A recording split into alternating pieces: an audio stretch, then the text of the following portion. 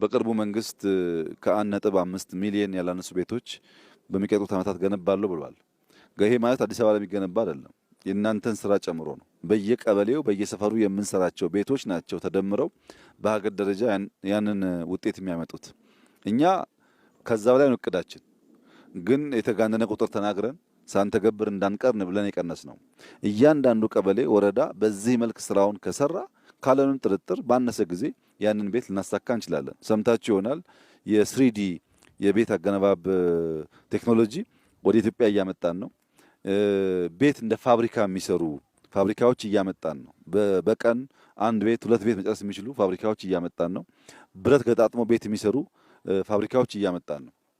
እነዚያ ፋብሪካዎች ግን አንድ ሰፈር ሳይሆን በየመንደሩ መኖር አለባቸው። ከፍተኛ የቤት ችግር ስላለብን በስቶ ጸዳ ያለና የዜጎቻችን ኑሮ የሚያዘምን ቤቶች ማብዛት ይኖርብናል።